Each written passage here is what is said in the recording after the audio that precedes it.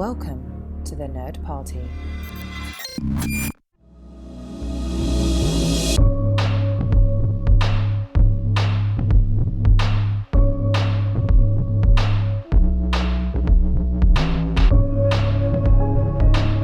Welcome to the House of Coppola, the latest entry in the Houselights series here on the Nerd Party Network.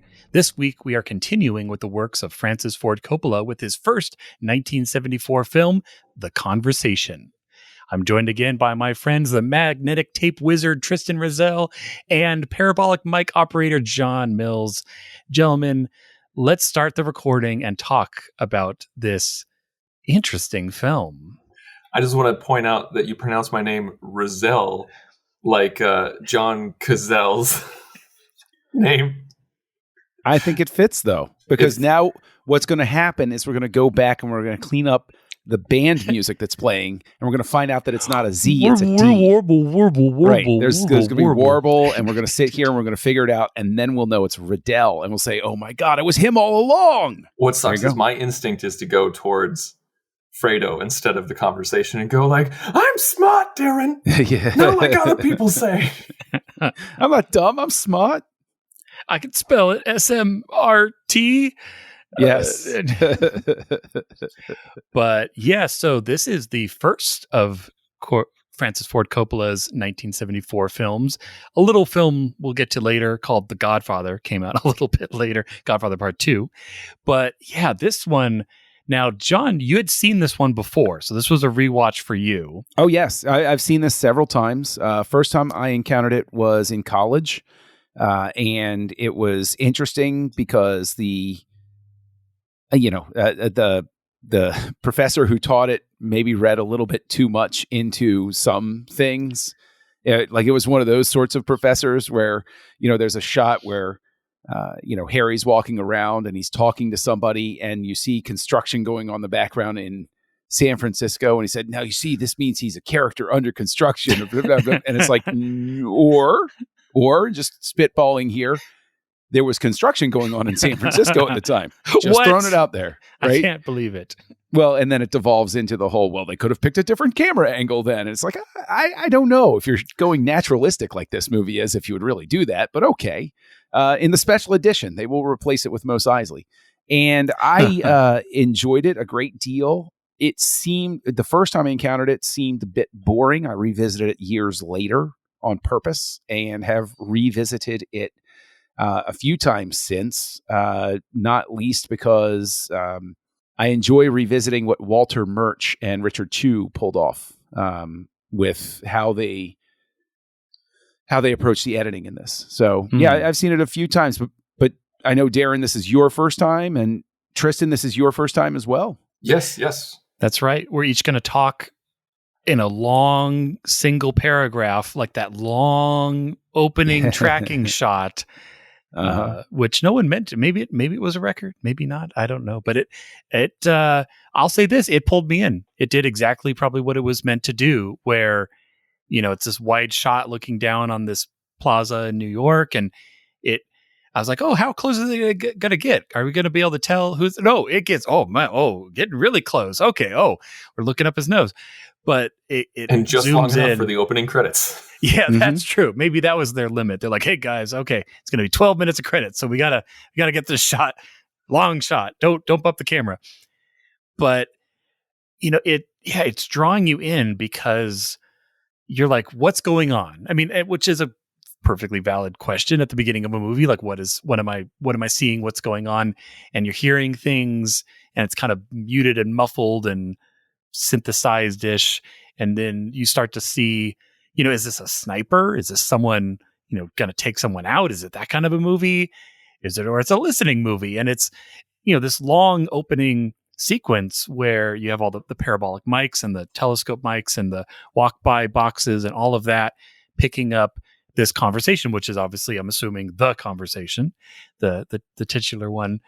And yeah, you're establishing characters. So I would applaud it off the bat just for how it gets you started, because it was really interesting. And I was, curious enough and it was giving me enough information as it was going for me to be like, okay, I'm kind of hooked. I kind of want to see where this is going to play out, which is obviously the intent of it. But not every movie can pull that off with a really long, shot from a skyscraper shot like Coppola does. But so that was, my initial, feeling into the film. But Tristan, this was also your first view as you were back in the van listening in. But how did this movie, how did it strike you from the beginning? Yeah, I watched it with my wife actually just last night, and she'd never heard of it or had seen it, and I only have briefly heard of it. I knew it was a Coppola film. I knew it had Gene Hackman, and all I really knew about it was the poster. Gene Hackman with his old 50s glasses on, with headphones. That's all I knew about it. I was just like, okay, he's listening. It's called The Conversation. I'm assuming he's not a part of the conversation since he's listening to it via headphones. That is all that I knew about this film. And I tried to, once we established that we were going to be doing Coppola in the 70s, I was like, okay, well, we're going to watch The Conversation. I specifically did not try to learn anything more. I didn't read any synopsis. I didn't read any summaries, nothing. I just hit play and started to watch. And it did draw me in. I feel like the first half of the movie really draws you in, and it constantly makes you ask questions, but not in an infuriating way. It's so, if I could describe the first half of this film in one word, it would be enigmatic. Where everything has, it's a type of movie where you're like, everything has a reason. Everything's there for a reason. Everything on the screen has a reason. Every action has a reason. Even every camera movement has a reason. And one thing that really bothered me at the opening was when Gene Hackman was in his apartment in one of the opening scenes. It's after they record The Conversation, and he's in his opening apartment. He's in the apartment. And he just picked up the bottle of wine, and he's sitting down in a chair, and then he gets up and takes his phone and sits down on the sofa, but the camera doesn't follow him right away. He sits down, and then the camera follows him, and then he does it again and exits, and the camera doesn't follow him. And I'm like, what the hell is this? Like, what is going on? Like, it pissed me off. I was like, what are they trying to say here? And then I didn't realize it until they repeated that move at the very end of the movie when they were showing him destroying his apartment. And I was like, oh, that's like what a surveillance camera looks like. Because they don't know when to follow the person. They just know that they lost them and then find them again. Or it's just panning back and forth arbitrarily. You might be in the frame, you might not be. Mm-hmm. Yeah, exactly. And so it took me watching the whole film to get that opening shot, and then I wasn't as pissed anymore. You really, it's funny. I'll remind the audience, if you've been with us the whole time, Tristan can get annoyed by different editing and camera choices. And I refer you back to our Gone Girl discussion, where I believe you deducted a whole half star because you didn't like how long a shot held when the door closed. I did. Yes. So this is not a new thing. And see, I'm proving that I listened to you too. So there you go. I was randomly thinking about that the other day while I was driving. Like, my mind was wandering, and I was just like, that's ridiculous even for you, Tristan. Like, I said that to myself. Well, it wasn't just the door thing. There was a few editing choices throughout that were like, I give a film 5 stars if I can't think of anything that I would change. Or the things that are really great outweigh those changes. And with Gone Girl, even though I loved it, I can be a stickler for editing and for camera movements. And later on, as we discussed, there is some other things that I need to discuss about The Conversation that'll trip your trigger, John. Yeah, well, I think that what I've always enjoyed about The Conversation is the fact that, and this is discussing the film's context, I guess, or whatever, as opposed to, my reaction to it or anything like that, is it's fascinating to approach this film with the knowledge that this is in between The Godfather and The Godfather Part 2. So this is very much a work where I think Coppola is proving to himself as much as to the audience or anybody else who might be assessing him and his talent that he isn't going to be defined strictly by this big operatic mob movie. That it's very easy for directors, any artist really, to get boxed in by a success. And this feels like something that he needed to get out there to show that he wasn't going to be just the Godfather guy. Now, of course, decades later, you can debate, did he wind up just being the Godfather guy? And then he promptly released it part 2 later that year. Yeah, well, what's interesting too is one of the things that apparently frustrated Coppola was the fact that this was released not long before Nixon resigned. And so people took the movie to be a commentary on the whole Watergate scandal, and that frustrated him because it wasn't, and it wasn't intended as such. And so I think that The Conversation is a movie where its moment was unfortunate because people started assessing it based on what was going on in the world as opposed to what he was trying to say. And I think that can be a very frustrating thing, especially with something that I think is as nuanced as The Conversation. There are so many character moments in this that are fascinating to sort of unpack and approach. For instance, Harry's faith, wherein he melts down at his assistant for saying, and I don't know whether we can say this on the network or not, or whether we have to bleep it. Taking the Lord's name in vain. Taking the Lord's name in vain, yeah. He takes the Lord's name in vain, and he gets really mad about it. And this is a guy who listens to other people and snoops on them for a living. He invades their privacy, essentially by force, takes away one of the most sacred things, which is their personal agency and privacy, and turns around and sells it in a very amoral sort of situation for most of his career. But he gets very upset about this other rule being broken. And it really serves to highlight the fact that there are people who can operate. Harry is a person who can operate so long as he doesn't have to take these two things and put them together. He lives in a state of doublethink. He can so bifurcate his life that his professional life, he can do these highly unethical things while at the same time going home and acting as if he's an ethical person because he doesn't do it in his quote unquote private life. And that's just a very interesting sort of character, I think, for Coppola to explore. You could argue that it's very much in the same vein as Michael Corleone in a sense, where he, or even Vito Corleone would be a better example of a man who believes he's virtuous and noble for providing for his family, but he's the head of a criminal empire. And so Harry maybe is just a smaller scale examination of that same sort of personality trait that a lot of people have, where so long as I don't do it in my personal life, it's not really wrong. That's just what I do for a living. And it's like, how can you live like that? That's got to create tension inside of you that you can't resolve. Yeah. And I think it's interesting how, we see Harry and we see his different like groups, like there's his colleagues, and he's obviously highly regarded in his industry. You have his personal life with his girlfriend, which I was still kind of figuring out how that was all working. And then you have, the antagonist group from the agency that, is commissioning him for The Conversation. And yeah, it's because it's also very the slice of his life. It's, 2-3 days of his life, or is the entire film, it's this one moment that has this profound impact on him. Mm-hmm.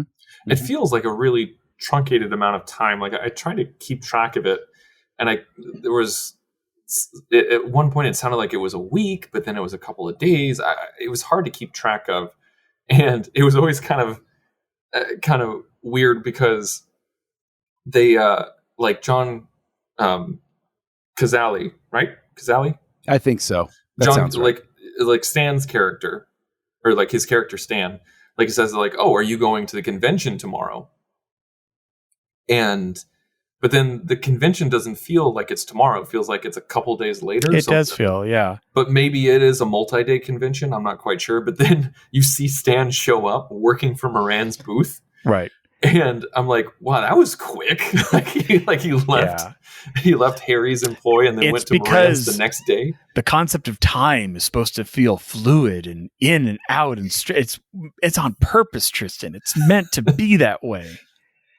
No, that was weird to me. Like, it felt like truncated time, like from an editing standpoint, or maybe this is more direction than editing, where it just I couldn't keep track of the time. And he's sometimes saying, "Oh, I don't know if I'm going to give him the tapes," and you feel like time is passing, like you said, like at least a week or so, between the recording, which is the very beginning of the movie, and the end. And I know Sunday's rolling around, but yeah, they keep saying like Sunday, but they didn't say like Sunday the 7th. They said Sunday, so that meant the next Sunday, right? Yeah, which is at most 7 days away, but probably like 4 or 5 at the or 2 or 3 actually is what it felt like. Not very long. Also, I want to talk about Terry Garr's character, Amy. It's because you kind of briefly mentioned the relationship there. Right. John, how do you view that relationship? What do you think that is? Why was it in the film? To show that Harry can't even... it speaks again to the fact that Harry can't even be honest. That this relationship is doomed. Everything in Harry's life is doomed because he keeps these two separate pieces going. And so there's no way that Harry is going to be able to maintain this. I think it just highlights the fact that he can't even be honest with somebody. If you can't be honest with the person that you're in a relationship with, that's a level of dysfunction that's, it's bordering on sociopathy, where you can't even be like, it's the most fascinating thing of any spy story, a real life spy story, or even somebody who works for the CIA or something, where it's how can these people live where they're not being honest with the person that they have the highest responsibility to be honest with, whether it's somebody you're dating, whether it's somebody you're married to or something like that. There's supposed to be an openness there in the relationship. And Harry can't even allow himself to be open in this most intimate sort of life that he's leading with her. Yeah, I agree. I think that's very much the purpose of the scene, and I really like the scene because it answered questions at the same time that you asked them. Like, again, it's a very enigmatic scene, to repeat myself, where you understand more about the Harry character, but at the same time you're like, well, what is this? Is this a relationship? Is he a sugar daddy? Like, how do they meet? What is there? How did they meet? Like, why is she there? Does she have other men in her life? Because it all kind of seems a little strange, like there, because he said, he's like, you didn't usually ask this many questions. So, and he also said, he's like, your rent is due. Here's some money. What kind of situation is that? And I think that's what really. I think the point of the scene is everything that John said. I agree with that, absolutely. But it does. I personally think that it's a situation of, I'll give you money every once in a while. Let me come over and we'll hang out. That's kind of the situation I think it is. And that's completely valid. I think it is left open to however you want to interpret it. And I think that to get back, I guess it can sort of tie into the fact that time seems so weirdly fluid and indeterminate, is because of the fact that since Harry isn't being honest with us, there's this sense that, and I know how this is going to sound, but there's a sense that the film, like the protagonist, is not going to be honest with us either. And so I think there are other films that would feel obligated to have some sort of conversation where Harry is talking with somebody else, and we find out the stuff that was left out in the conversation. I don't even want to use the word conversation so much, but some sort of exposition, right? To explain the relationship, what he's keeping from her, or something like that. Whereas we get compartmentalized too, and I honestly think that's part of the fun of the film, is that it messes with us as much as the characters mess with each other. Now, there was a Terry Garr and Gene Hackman were in Young Frankenstein together. Indeed. That was in 1974. In 1974. Yeah. And so Young Frankenstein came out after The Conversation. So Terry was on set of Young Frankenstein, and Anne Bancroft was on set visiting. And Mel Brooks was showing her around and everything like that. And so she goes up to Terry Garr and starts talking to her and says like, "Oh, wow, you were in the conversation. That was such a great film." And Terry Garr said like, "Oh yeah, that turned out to be a pretty good movie, didn't it?" And Bancroft goes, "Honey," and she kind of puts her arms out and says, "This is a movie." Talking about Young Frankenstein, like, "This is a movie. The conversation was a film." I love that. I love wow. it that somebody else draws that sort of distinction. The difference between the word movie and the word film meaning something different. I like that. And I can just hear Mel Brooks in the background going, "What?" Yeah. Did someone say my name? What? Well, and I think I liked that scene, with the girlfriend because, like you were saying, there's that kind of that paranoia. Like, because again, I don't know what's going to happen and where this is going to go. And you start to doubt, kind of like he is, where you're like, is she in on whatever is going on? Because she's asking all these questions and she doesn't normally ask questions. And, there's the landlord that got into his room somehow and left the wine. And you start to, I think because you don't have that internal monologue from Harry, that you just see him reacting to these events. And I makes me think of other movies where the protagonist is slowly kind of descending into paranoia, and especially in his line of work. And it's capsulated so well by the end where you have the saxophone recording go and he tears apart his apartment. But yeah, I start to think of like, okay,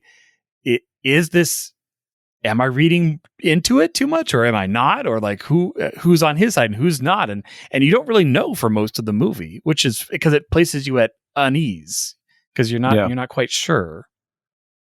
Yeah, and I think that I think that the reason this film ages as well as it does is because we now do live essentially in the surveillance state, the permanent surveillance state. And it's the voluntary surveillance state too. Yeah, basically. I'm not going to let you track me, but I'm going to take my cell phone with me everywhere and post selfies and hashtag where I'm at. Yeah, so like it's interesting because as you watch the conversation, I think you have to wonder, are we all making Harry Call's job easier now? Or is there some sort of other meta level of collection that Harry would be involved in the current day? But the idea of surveillance has traditionally always put people at unease. People don't, to speak to your point, Darren, people don't really think about their cell phones as tracking them. People don't really, we have small flare-ups for people, I'll cover my webcam while I'm working on my laptop, which of course just makes me wonder, what are you doing while your laptop's open? It's kind of disturbing. But like, it's one of those things where I think it can give a real lens on how much people valued their privacy. I guess it's almost 50 years ago now. No. Yeah, almost 50 years ago. And compared to today. Like I think it's just an interesting film to hold in tension with the current times and sort of examine how attitudes have changed. Or have they? Like, it's like, have the attitudes really changed, or are people just not really thinking about what's being collected and stuff like that?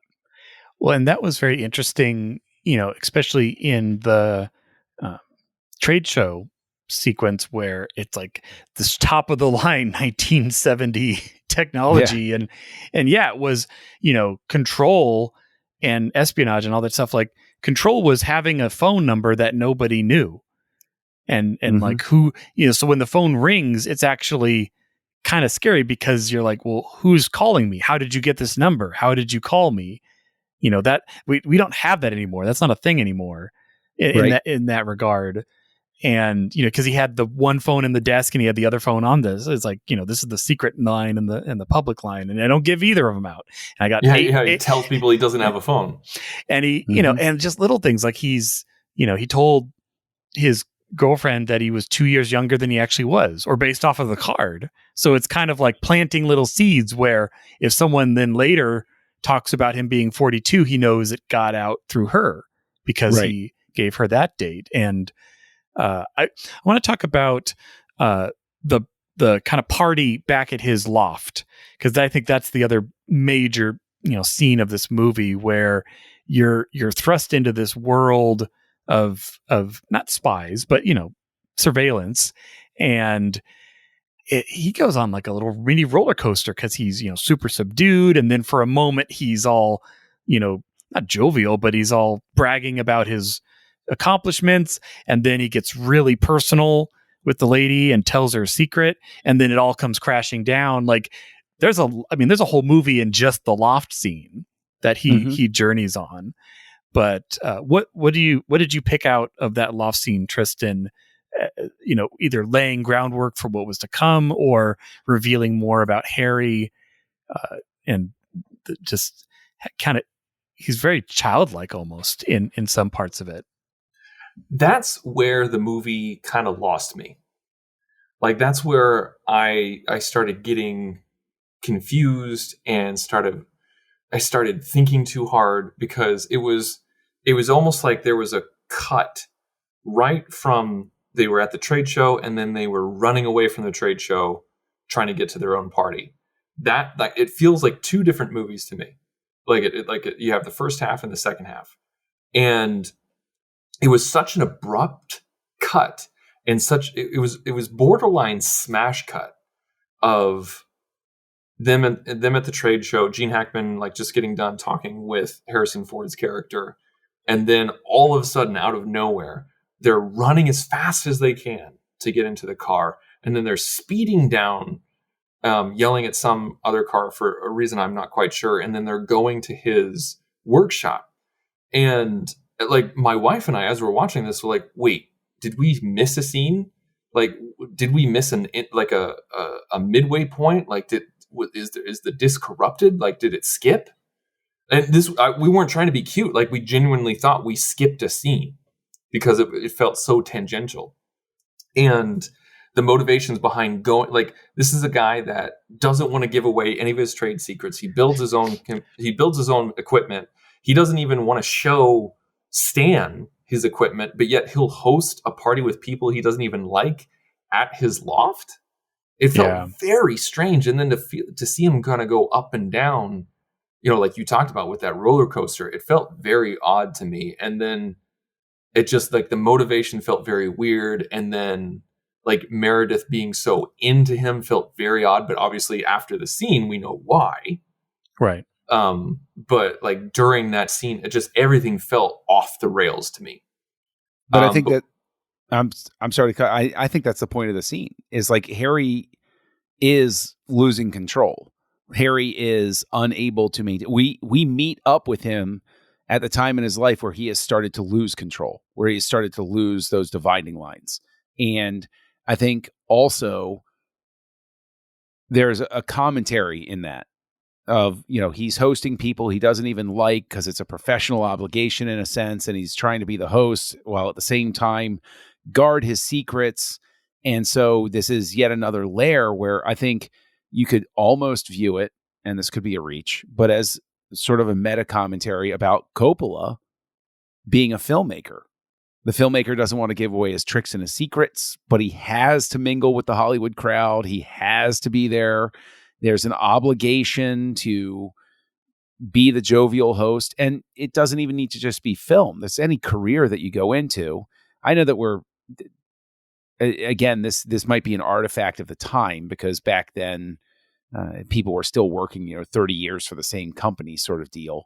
But it's that professional obligation aspect of his life that is also, I would say, relatable to a large part of the audience. Of they didn't want to go to the parties, they didn't want to host people, they didn't want to talk about things, but they did what they had to. They gave it their go, and they made some bad decisions. And so, I for that reason, I think it adds to the idea that we're meeting Harry at the worst possible moment in his life. And even if this one pivotal conversation that is, the centerpiece of the movie really didn't happen. He's still on his way to damnation. He's still falling apart. And it's just that this happens and it accelerates everything. And I can appreciate that completely and that interpretation. I think that's a very valid one. I just think a little bit more setup or transition would have really benefited that scene. I think it was too cold of a jump to go directly into that.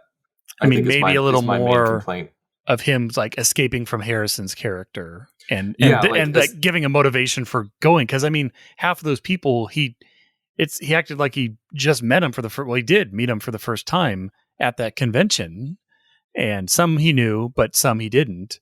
And maybe then, it's Stan's idea to say like, hey, let's go to the loft, and Harry's just like, no, I don't know. And then like they kind of push him a little bit and then he accepts. And then we go to the car, like that kind of thing. Again, I'm not trying to make the movie or rewrite the movie, but it just from an editing standpoint or from a direction standpoint, it felt too cold of a jump. And I think that would have made that scene more palatable and more enacted your interpretation, John. One thing I really did like about the scene was the scene direction, the staging, the body staging.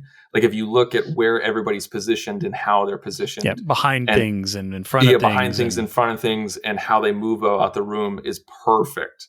I love it. Like when he goes to get more ice, and he hides behind that. It's not Duvetine, but like it's like a semi-transparent something. Semi-transparent blue plastic where he's obfuscated. He's not a part of the party, but yet he is. He's the main focal point, but you can't see all of them. I love that. And like when he is in his cage and he comes out and he's almost like a different person and he starts bragging, you do start to see that, like it's like he's coming out of the cage like a rabbit shooting out after they're unlocked, like something like that. It's just the screen direction, the body direction, the staging, I thought for that scene was pitch perfect. Well, after a little audio cleanup with the dials, it was. Oh, I know I've been talking for a long time, but one thing I do want to say is that first editing scene when he's going from mic A, B, and C, and he's going back and forth and rotating the nozzles. I've been a video editor. I've been editing video for 19 years. And to see a fully analog station like that had me grinning ear to ear. And I always edit with 3 audio channels. I have my on-camera mic feed. I got a lapel mic for an interview, and I've got the shotgun mic. And sometimes if it's rough or it's outdoors, or if there's a sound off camera, or if somebody's like clearing their throat, you have to go between those 3 camera feeds. And I was just laughing to myself because that's often what I do when I have to put dialogue together.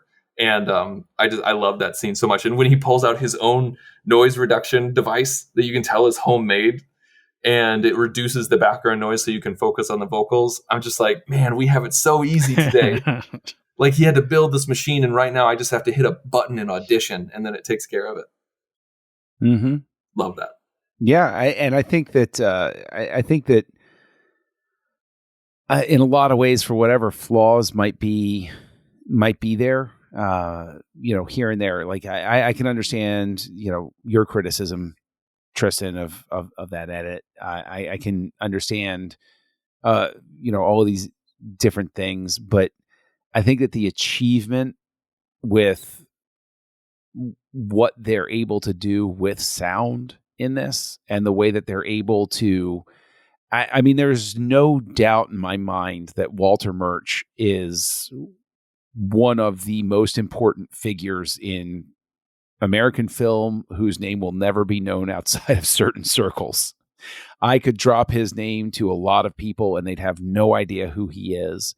But I think that there is such a leap here in the conversation of how sound is approached, I think it winds up having a ripple effect. And I mean, all of Murch's career does, honestly. But I think it winds up having a ripple effect that affects how other filmmakers start approaching sound. I think that there is a solid foundation laid here that other filmmakers start building on that changes the way the audio experience of film occurs from this point forward. And I think it's just a stunning achievement. I just love everything that they do, and it never draws attention to itself. It's either integral to the plot where you're hearing through Harry's ears, or they're purposely having you say, wait, what? Who? And you're trying to make out what's going on. The sound design in this makes you, in a weird sense, empathize with Harry's profession of trying to pay attention to what's going on. You need to be paying attention to what's being said and what you're hearing.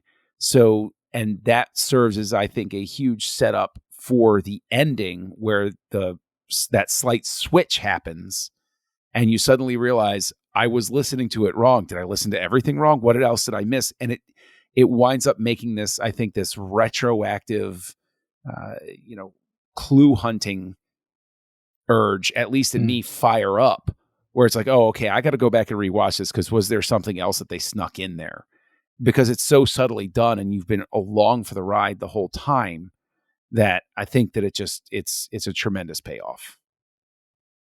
Yeah, and I was surprised that it didn't win Best Sound that year. It lost to Earthquake, which I'm like, okay, whatever. Sure. It's fine. It's fine. Geniuses are not always understood in the moment, I guess. Well, Gene Hackman wasn't even nominated for the Oscars, but yet he was nominated like in every other major award show.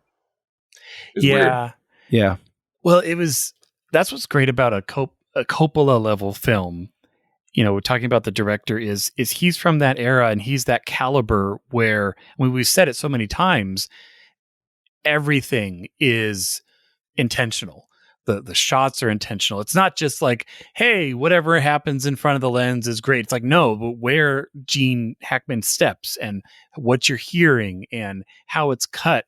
And I mean, not that other movies don't have that, but you know what I mean? There's certain directors and calibers of film where, like you said, to go back and look at, did they put more in there? Because they, of course, are the kind of people that would plant little seeds and foreshadowing that you don't reveal until the end. But not everyone does that. Not everyone's capable of that. Mm-hmm. Yeah, I mean that, you mentioned Earthquake won Best Sound, and I've never. I mean, I can do that. Yeah, right. I'll go ahead and cop to it. I've never seen Earthquake. Maybe it's the most realistic earthquake sound that's ever been recorded and put on film. I don't know. And I would never diminish somebody else's achievements, especially in something I've never done myself. But it is difficult for me to approach, from a certain perspective, because I think that we're here decades later talking about the conversation and the achievements that they make. Whereas I guess it's just one of those silly little lessons that we get every so often, because everybody loves to get turned up about who won what award. And it doesn't matter. What matters is, what are you talking about in 20 years? Yeah. And so who cares who won Best Picture? How many movies have won Best Picture and nobody cares anymore? It's just something that happened. Annie Hall. Sorry, what? Yes. Yeah. I think I heard a crash off screen here. Isn't that very odd? The thing is, I was going to make a Slumdog Millionaire reference, but I don't know how to work that one in as subtly as you guys did. So, it's like when you're talking about like earthquake sound design versus the conversation sound design, it's kind of like when, Life of Pi won for best cinematography. Yeah. Yes. How? I mean, it's just ridiculous. Where like the people who vote in the Academy sometimes don't know how movies are made. Just because they're a part of movie making doesn't mean that they know how the movie is made. They're just like, oh, a pretty picture, great cinematography. No. Or they fall into the trap of like versus works or craft. Yeah. And I think a lot of people do that just with film and movies in general, where we very much, if we didn't like what the director was trying to say or what the movie's statement was about or something like that, we tend to not want to recognize all of the deliberate filmmaking choices that went into it. I'm not saying that happened with The Conversation. I honestly think The Conversation has the unfortunate, if it had been released in 1973, the year before The Godfather Part 2 came out, I think it gets a little more attention because... And a little less on Nixon. Right. And you wind up... I mean, look, The Godfather Part 2 sucks all of the oxygen out of the room when award season comes up.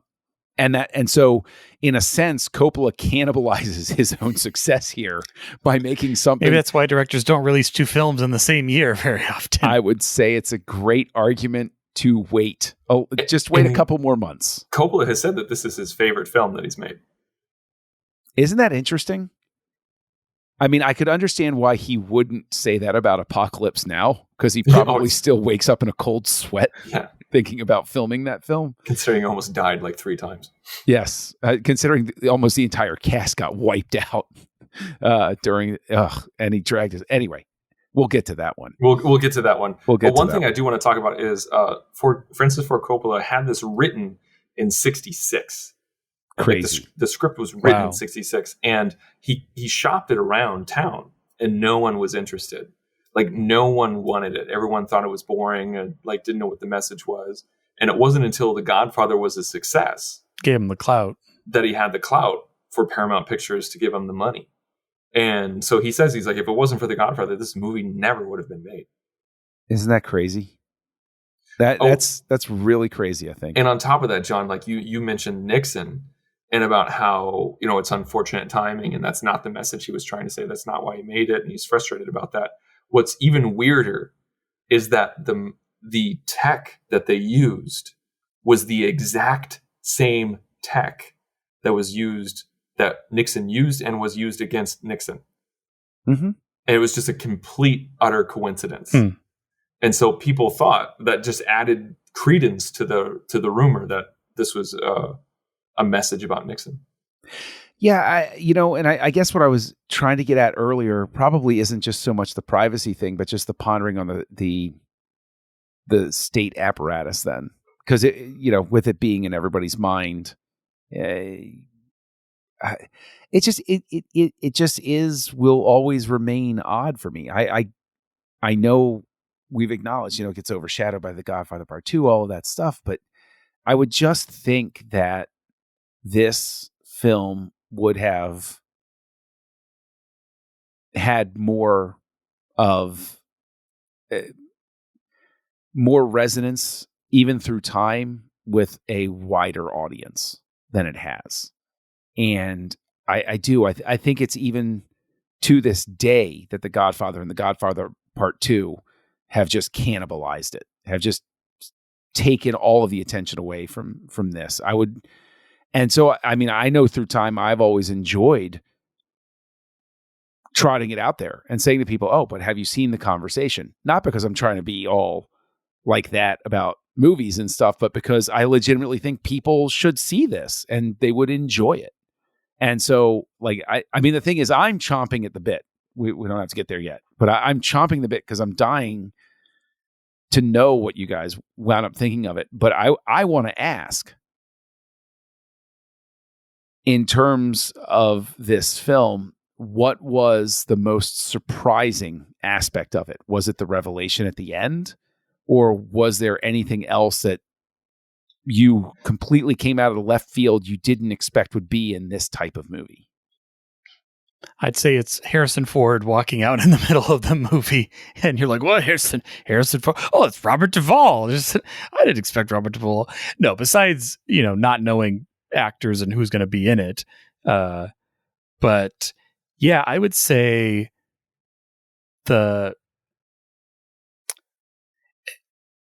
as much as the twist ending at the end is a great twist, I was more compelled by the middle, where he goes to the office building for the first time, and you see the girl in the elevator, and you see the guy on the floor, and I'm still starstruck by Harrison Ford at this point, but that was where, for the first time, you start to get a little bit of, okay, what's going on here? Because not only is it just these two random people, it's now two people who work in this office, the office that hired me.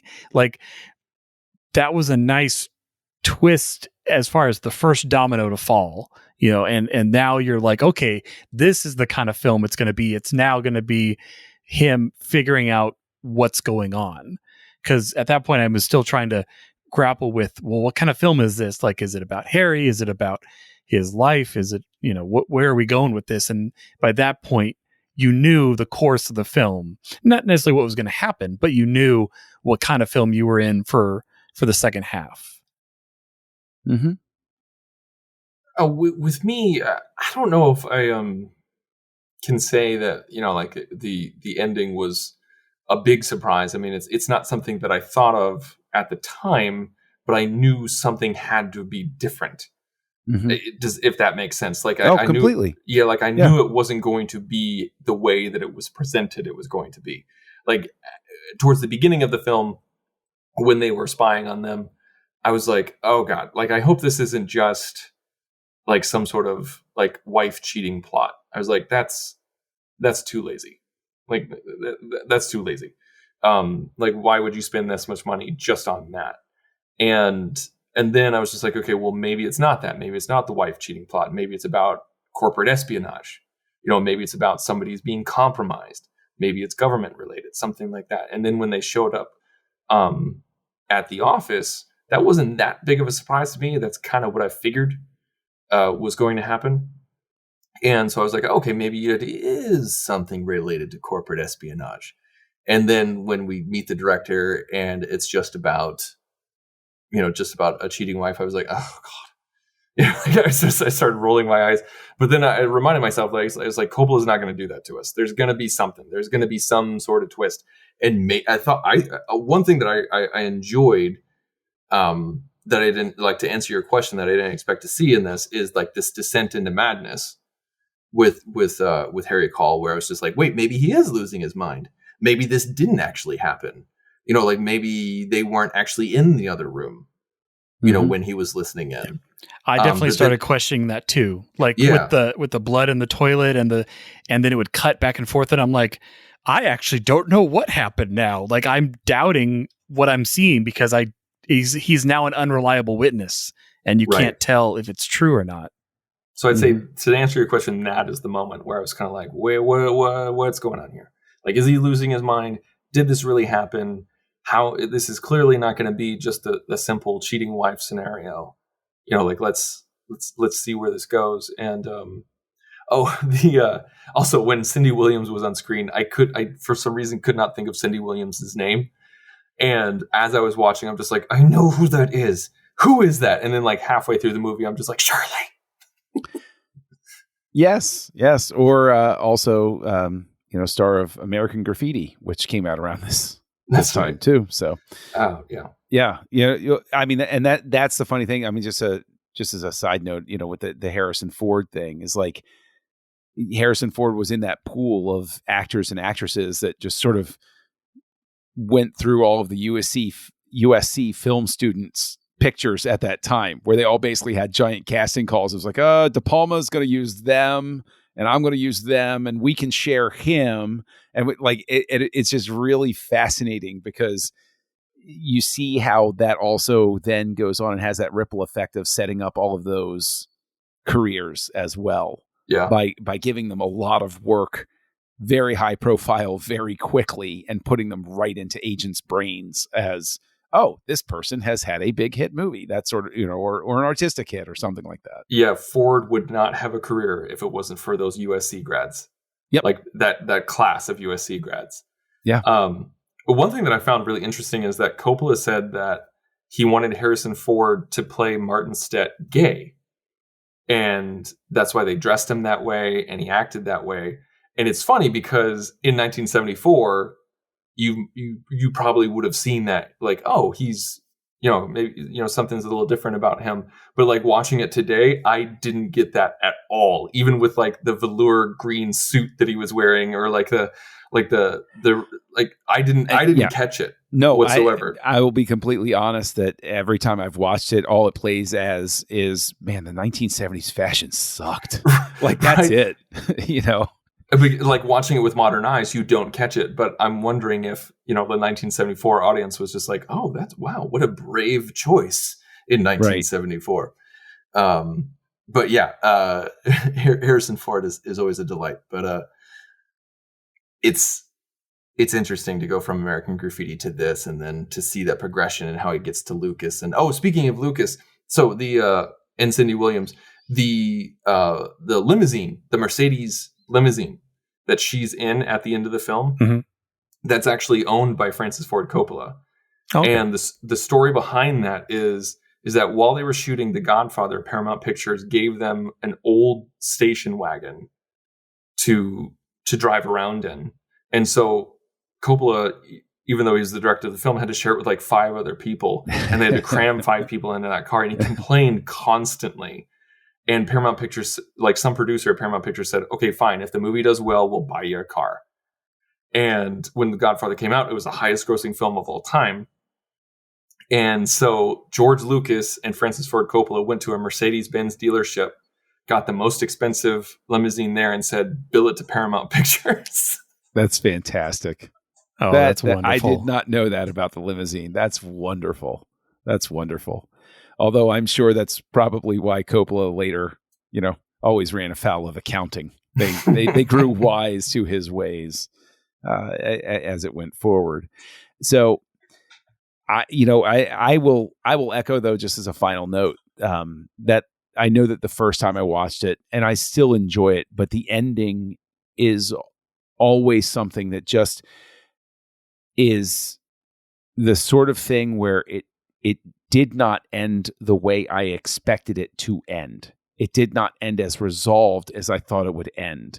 And I think that it, over the years, has led to me really having an affection for this film, because not only is it Coppola flexing, not only is it Murch and Richard Chew doing great work in the editing booth and the sound design and the actors and actresses are great, all of this stuff, but the simple fact that Coppola, as a director, has the wherewithal to give an ending that does not let the main character or the audience off the hook.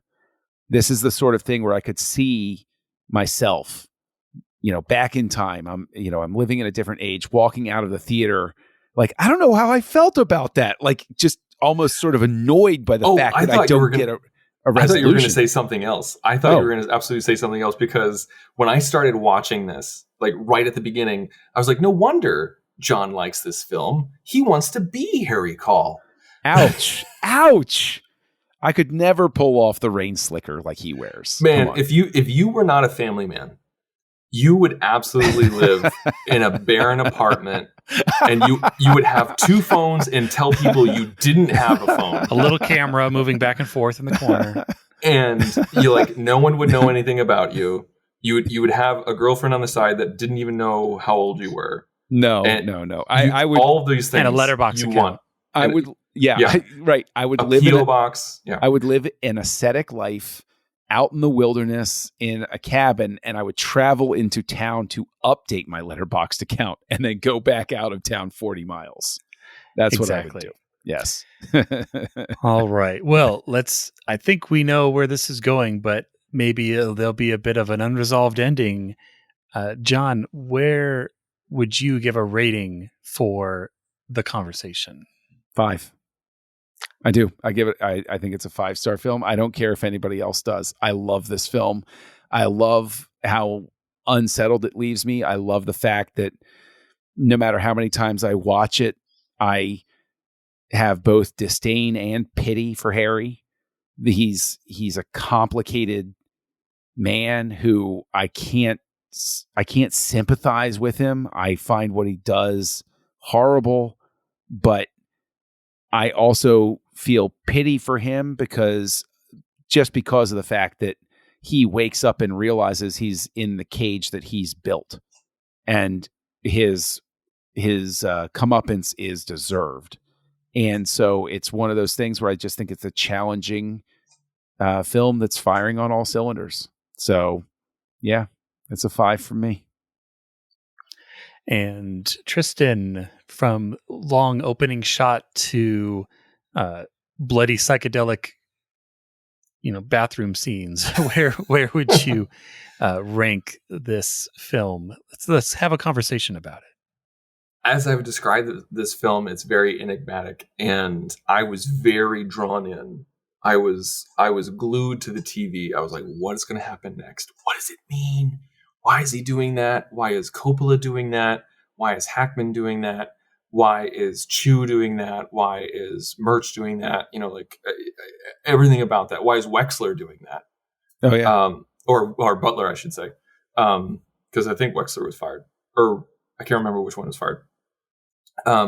But it went off the rails for me during the second part. Like I couldn't get back into it. Like once we got to the party scene in post, I was bored to tears. I lost interest. I was disengaged because they had me in the first half, and I completely fell off the wagon. I was just like, oh my God. Like I appreciate slow burn character movies as much as the Nest Guy, but this was just draining me towards the end. And once we got to the credits, I was like, okay, good. I can go to sleep now. And it really bothers me because if you look at the direction and everything that's done, I feel like this is very meticulous and very good and very well crafted. But I have a lot of problems with some of the directions, some of the editing. Like John, I was talking about this. Like it feels almost blasphemous to question Richard Chu's choices. But there were times when like some of the screen direction was off, and some of like it felt like there was almost jump cuts going on, and like there was parts where like Harrison Ford is sitting down and then there's a cut and all of a sudden he's standing up, and not enough time for him to actually stand up and get to that place in the room. There was a shot where we see that Gene Hackman has the pin in his breast pocket, and then we cut to Moran. And then we cut back to him and it's out of his pocket. And not only is it out of his pocket, but it's open.